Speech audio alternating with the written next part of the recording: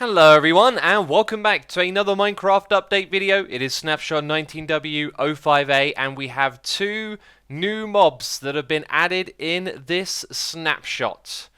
Let's check them out. We have the Wandering Trader and the Trading Llama.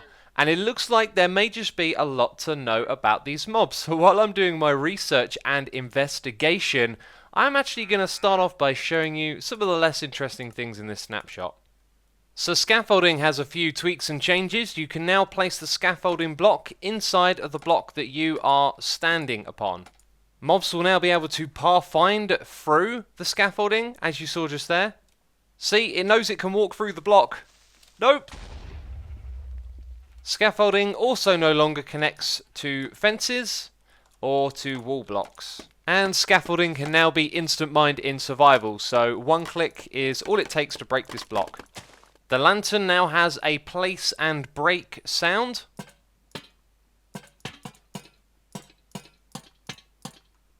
The creature once known as the Illager Beast is now known as the Ravager. This change applies to its technical name as well. As you'll see, there is no Illager Beast there. It is known as the Ravager by the game's entity name. And the same thing goes for the spawn egg.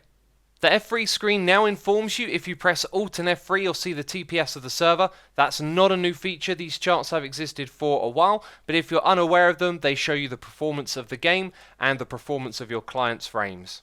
The Composter block has received two tweaks as well. Now when you fill it up, you will see that there are particle effects, and notice how the melon here is having a much better time filling this thing up. It seems that the values have changed. I'm not going to go through all of them and figure out exactly what's going on here, but the melon used to have a 10% chance and now it seems closer to 50.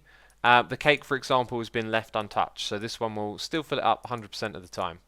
So with all of those boring little details out of the way, we can investigate the two new mobs, the Wandering Trader and the Trader Llama. These are entirely new mobs. This is not shared with the Llama mob, for example, but essentially it is just a clone of it with a new skin, and the Wandering Trader is not part of the villager family, so to speak.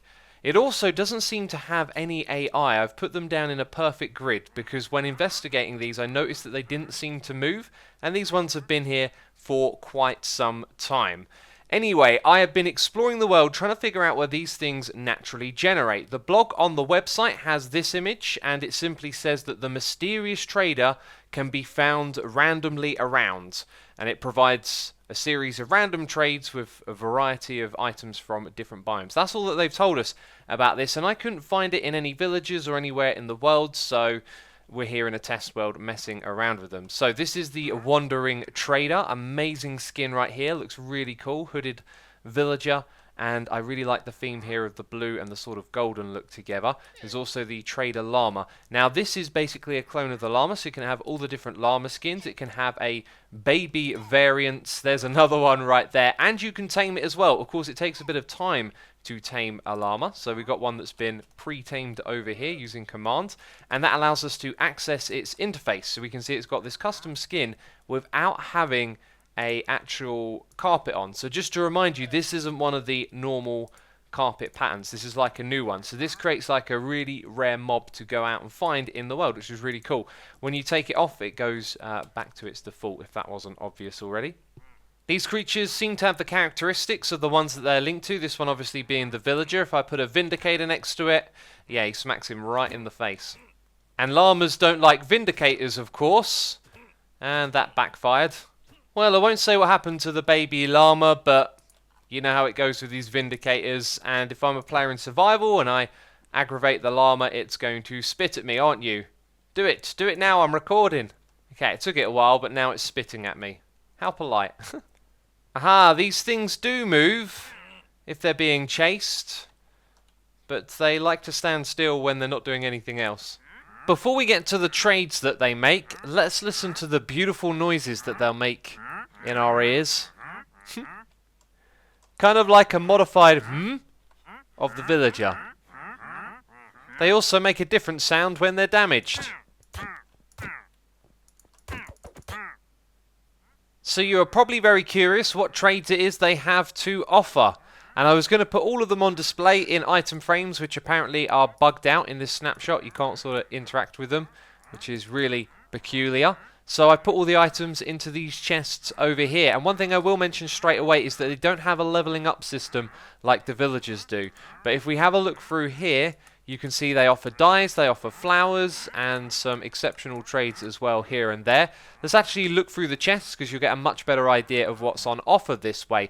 They always seem to have the same amount of trades, is another thought that just crossed my mind. So 1, 2, 3, 4, 5, 6, 7. Yeah, they always have exactly 7 trades. But the last one will always be one of these. 2 types of ice, including blue ice. Gunpowder podzol, or one of these buckets of fish. Although, to be fair, I've looked through a lot and I haven't seen those 2 yet, but I assumed maybe it was all 4. In this one right here, you do have a chance of getting corals, so that means a way to get coral without mining the block in the world. You can just trade them for emeralds. You can also get kelp and sea pickles as well. In this one we have dyes. All of the dyes are available for trading. All of the flowers are as well, except I never saw the wither rose, and because of its special property, I'd assume that's actually by design. You can also get all of this stuff right here that you see. There is a trade for red sand and basically everything here, including the nautilus shell, which I put in this corner to point out that's a really good way to get this. If you find a villager with that trade, that is one to hold on to. The other thing that you can also get are saplings, all 6 different types. And look, my item frames have appeared, but I placed them on the blocks over here at the front. How very, very peculiar.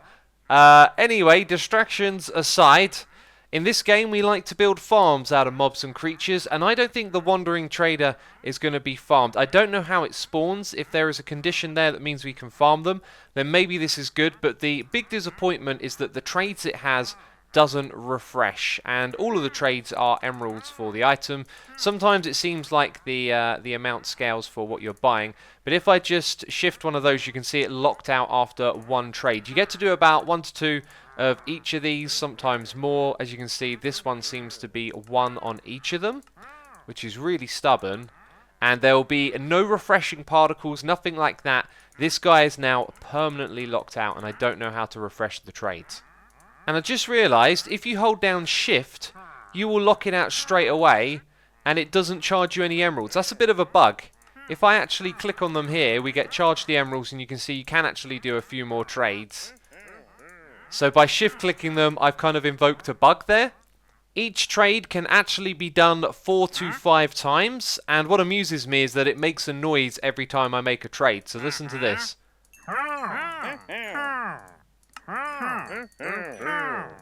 I mean, that is just ridiculously derpy. Now it's time for the part in the video where we go over some things I missed from previous snapshots, and a big shout out to Cubfam, my fellow hermit, who covered this in his snapshot video. He found this zombie village, something that has been reintroduced to the game and upgraded. So if you're unaware, there used to be like a 2% chance that a village would spawn but with nothing but zombie villagers inside of it instead of the regular villagers. I've used the glowing effect to highlight them so we can go around and see that this is actually a zombie village. You'll also notice some other details here as well. Where it's been reintroduced to the game, it seems that the structures generate with more mossy cobblestone and more cobwebs. Well, there never used to be cobwebs, right? It replaces some of the blocks of the structure with cobwebs at random, which is really cool. That guy is unfortunately burnt to death. But yes, an old feature re-added and slightly tweaked and upgraded. And again, big thanks to Cub for sharing this with the community. So there are just 2 other small changes to talk about with these 2 blocks. The campfire has been upgraded. There will be particle effects that pop off while I'm talking. Do you see that little smouldering ember coming off to the side? The other thing is that it emits a higher light level. Now it's 15. It used to be 9, which seems a little bit silly considering that a torch would emit 15, right? And this is a campfire. It's a bit bigger than a torch. So now it emits level 15.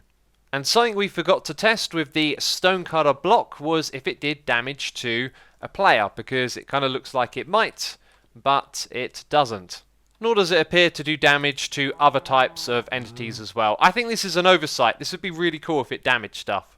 Anyway, my friends, that is where we are wrapping up this snapshot video. If you have enjoyed it, then please do leave a like. It makes a difference here on YouTube. As always, I thank you for doing that. I appreciate your support. And of course, make sure you're subscribed if you want to keep up with the snapshots each week, as I do aim to cover all of the snapshots each week. Anyway, thank you as always, and I will see you in the next one. Bye-bye.